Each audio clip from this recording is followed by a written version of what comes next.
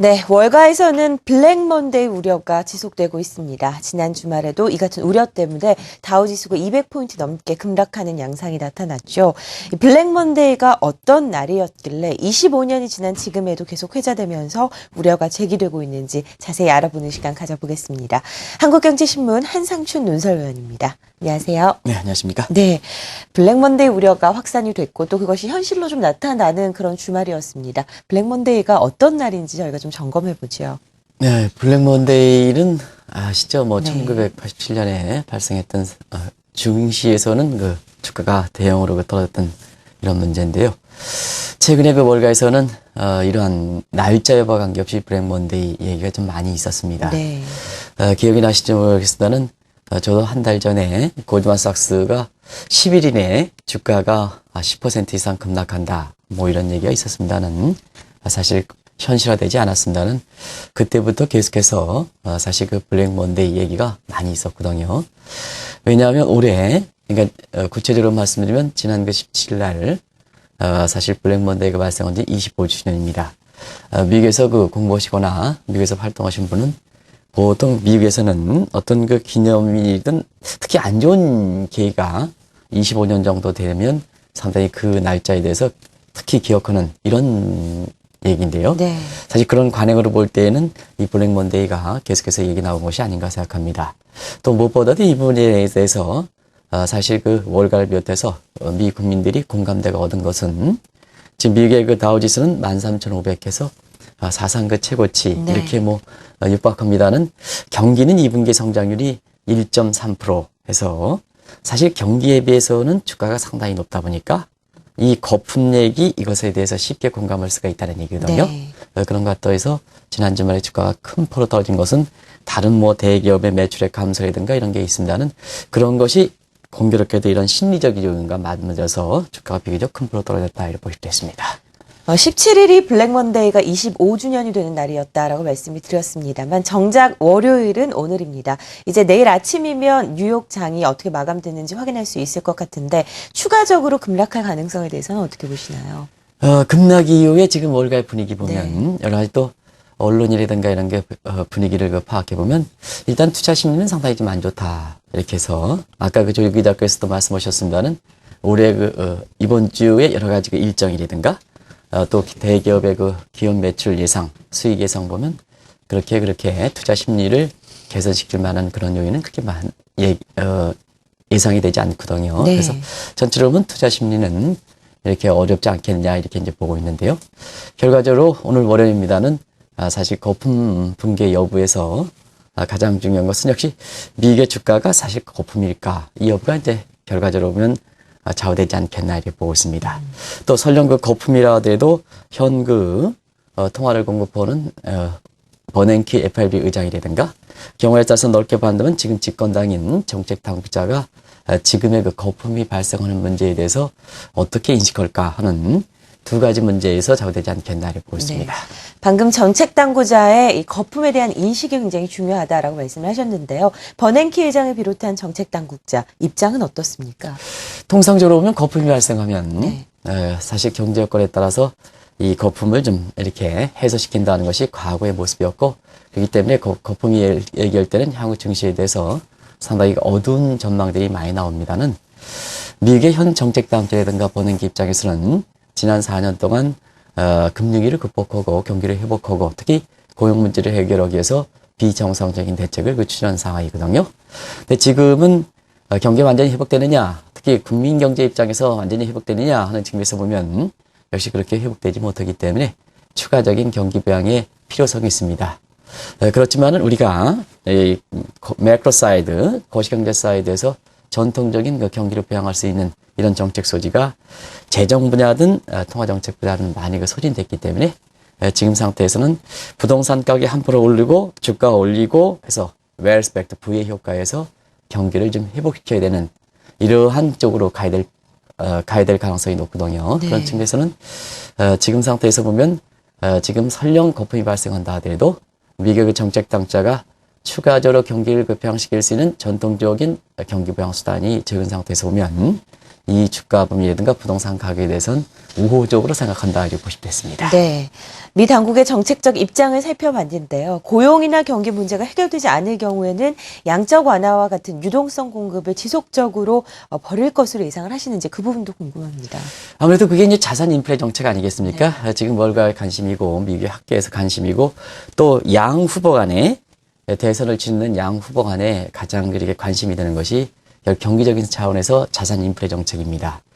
그런 측면에서는 지금 자산 인플레의 핵심적인 부서에 해당되는 미국의 그 FRB 입장에서는 지금 그 경기 부양책에 있어서는 3차원적인 구조를 갖고 있습니다.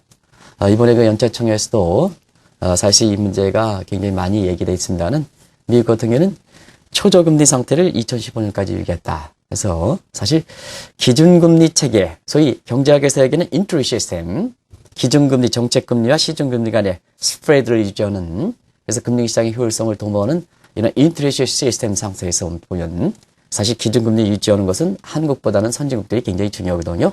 그런 상태에서는 버냉키 장도 지금의 그 초저금리를 2015년까지 유지하겠다 하는 것이 퍼스트 트랙이고요.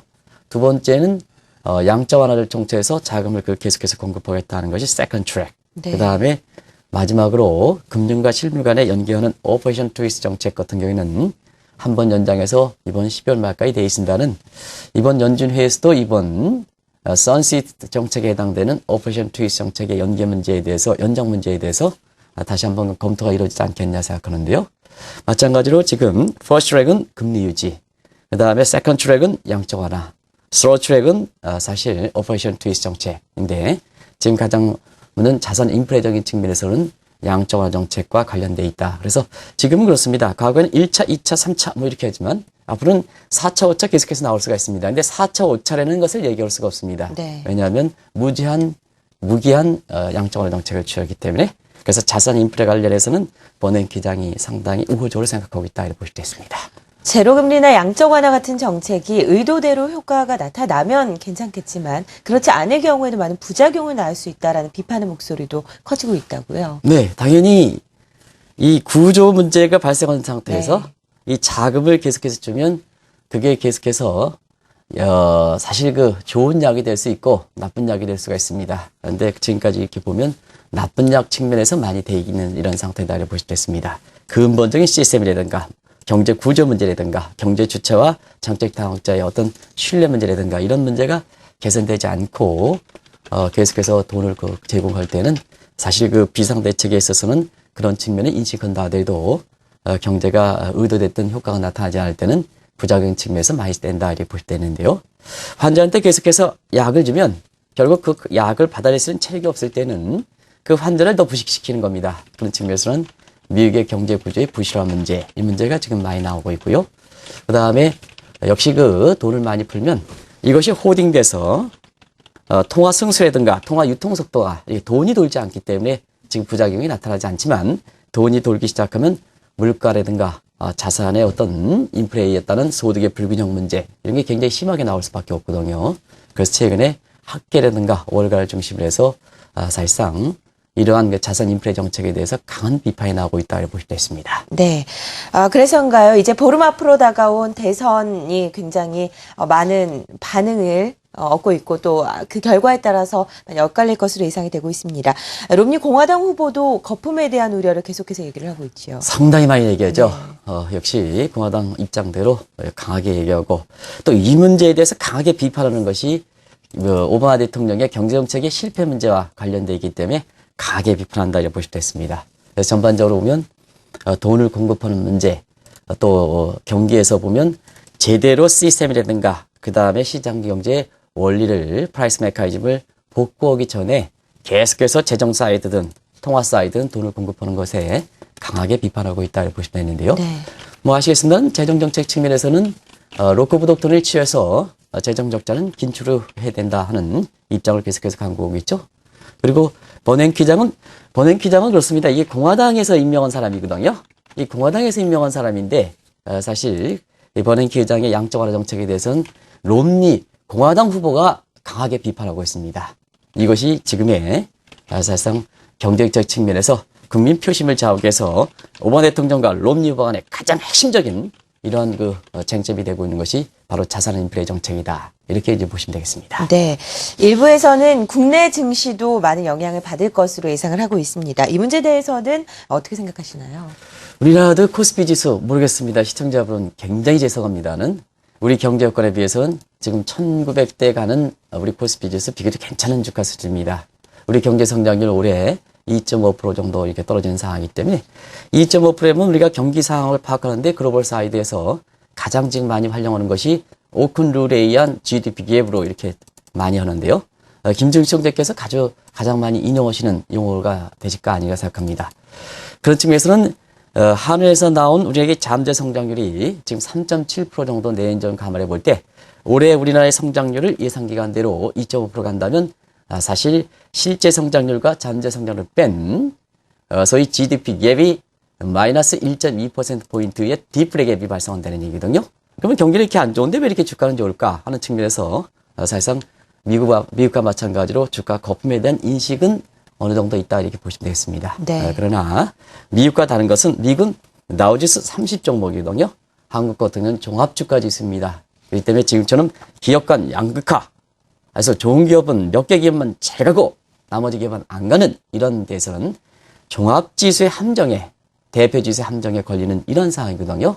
그렇기 네. 때문에 지금 한국의 삼성전자라든가 현다이라든가 이런 것을 빼면 한국의 나머지 주가 같은 경우에는 사실상 상당히 많이 오르지 않기 때문에 네네. 우리 같은 경우에는 거품 우려에 따라서 경우에 따라서는 오늘 이렇게 블랙 먼데이다 해서 투자 심리가 급격히 위축할 필요는 없지 않냐 생각됩니다.